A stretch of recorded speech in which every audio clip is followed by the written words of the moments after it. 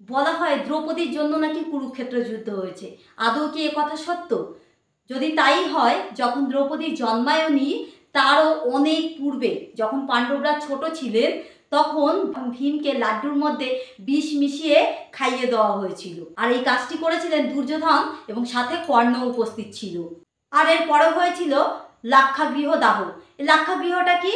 পাণ্ডবরা এই রাজ্যে থাকায় কৌরবদের ভীষণ অসুবিধা হচ্ছিল, তাই দুর্যোধন ধৃতরাষ্ট্রকে বুঝিয়ে তাদেরকে বার্নাবতে পাঠানো হলো। বলা হলো সেখানে জায়গাটা খুব সুন্দর, খুব মনোরম জায়গা, তোমরা ওখানে গিয়ে থাকো। ঠিক তাই হলো, তারা ওখানে গিয়ে থাকলো। আর এই দিক দিয়ে দুর্যোধন ষড়যন্ত্র করলো ওই পাণ্ডবদের মারার।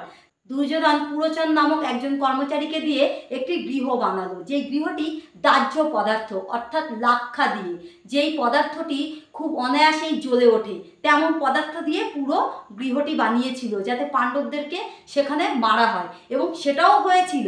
তবে সৌভাগ্যবশত পাণ্ডবরা সেখান থেকে বেঁচে যায়। এখান থেকে কি বোঝা যায় না দুর্যোধনের মনে পাণ্ডবদের জন্য কতটা বিষ ঢোকানো ছিল? কিন্তু আমরা পদে পদে দ্রৌপদীকে দোষ দিই। একজন নারীকে দোষটা দিয়ে দিলে পুরো মাথা থেকে সব চাপ নেমেই যায় যে হ্যাঁ, দ্রৌপদীর জন্যই পুরো যুদ্ধটা হয়েছিল। আর দ্রৌপদীকে দোষ কোথায় দেওয়া হয়? অন্ধের পুত্র অন্ধ ছিল, আর সে অট্টহাসি হেসে উঠল। ভেবে দেখুন, আমাদের সমাজে এখনো এমন হয়, অনেকে পড়ে গেলে কেউ হেসে দেয়। এই কারণে দুর্যোধনের মনে এতটাই রাগ হলো এবং এতটাই সে অপমান বোধ করলো যে পুরো কুরুক্ষেত্র যুদ্ধ বাঁধিয়ে দিল, যেই যুদ্ধে সমগ্র ক্ষত্রিয় কুল শেষ হয়ে গেল। যখন একটি যুদ্ধ হয় তখন তার ওপর অর্থনৈতিক দিক থেকে প্রচণ্ড ধস নামে, আর মারা যায় প্রচণ্ড পরিমাণের সেনা অর্থাৎ মানবকুল। আচ্ছা, দ্রৌপদীর ওই কথাটা অন্ধের পুত্র অন্ধ হয়, ব্যাসদেব রচিত মহাভারতে এই কথাটির নাকি উল্লেখই নেই।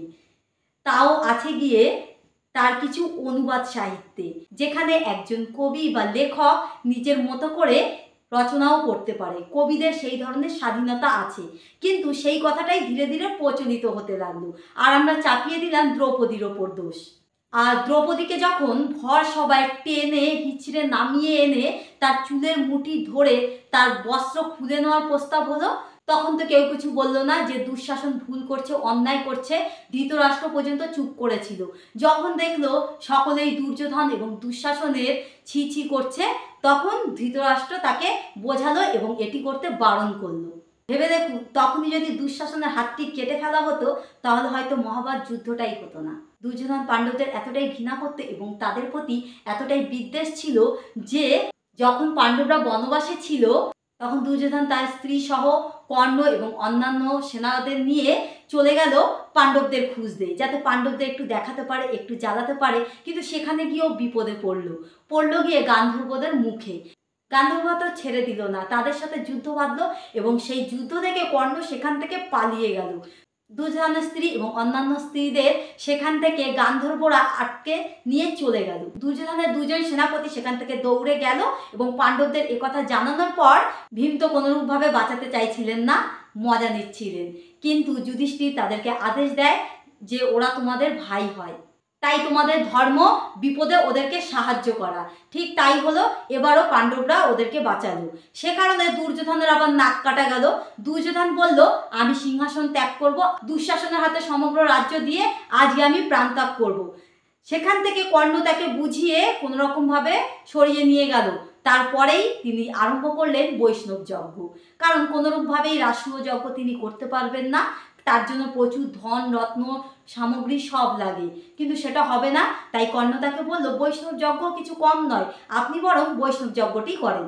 এই যুদ্ধ হওয়ার আরও একটি কারণ ছিল, যদিও সকলে চেয়েছিল কুরুক্ষেত্র যুদ্ধ না হোক, কিন্তু দুর্যোধনের কানে সর্বদাই কর্ণ বলে যেত, আপনি যুদ্ধ করুন, আমি আছি। কি আজব ব্যাপার! দুর্যোধন এবং কর্ণের বন্ধুত্ব নাকি কৃষ্ণ এবং সুদামার বন্ধুত্বের সঙ্গে তুলনা করা হয়। বন্ধু কি এমন হয়? ভর রাজসভায় যখন দ্রৌপদীকে দুঃশাসন অপমান করছিলেন, সেই বন্ধুই তাদেরকে উচকে দেওয়ার জন্য বলেন দ্রৌপদীর ওপরের বস্ত্রটিকে টেনে খুলে নেওয়া হোক। যদিও অন্যান্য পাণ্ডবদের জন্য এই নিয়ম করা হয়েছিল। এই কর্ণই দুর্যোধনকে বারবার উৎসাহিত করলো যুদ্ধের জন্য। যুদ্ধ না হওয়ার জন্য অনেকেই চাইল পাণ্ডব এবং কৌরবদের মধ্যে জমি ভাগ করে দেওয়া হোক। পরে যখন দেখলো পাণ্ডবরা সেটাও নাও হতে পারে, এই যুদ্ধ এড়ানোর জন্য পাণ্ডবরা বলল, আমাদের অন্তত 5টি গ্রাম দিয়ে দেওয়া হোক। কিন্তু দুর্যোধন বলল, বিনা যুদ্ধে সূচের আগায় ওঠা যতটুকু জমি হয় সেই জমিটুকু পর্যন্ত ছাড়বো না। এতটুকু বিদ্বেষী ছিল দুর্যোধনের মধ্যে। ফলে দুর্যোধন এই যুদ্ধের জন্য আগেই প্রস্তুত ছিল। এটাও ঠিক, পাণ্ডবদের মধ্যে কেউই যুদ্ধ চায়নি, চেয়েছিল একমাত্র দ্রৌপদী, কারণ দ্রৌপদীও তার অপমানে বদলা নিতে চেয়েছিল।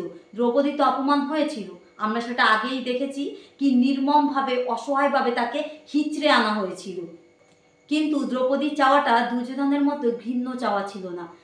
দুর্যোধন জানতো এই যুদ্ধ হলে সমগ্র ক্ষত্রিয় কুল নষ্ট হয়ে যাবে, এবং সেটাই হয়েছিল। পুরো মানব কুল থেকে ক্ষত্রিয় বংশ নষ্ট হয়ে গিয়েছিল। আজকের জন্য এই পর্যন্ত। তথ্যটি ভালো লাগলে চ্যানেলটিকে লাইক এবং সাবস্ক্রাইব করে দেবেন।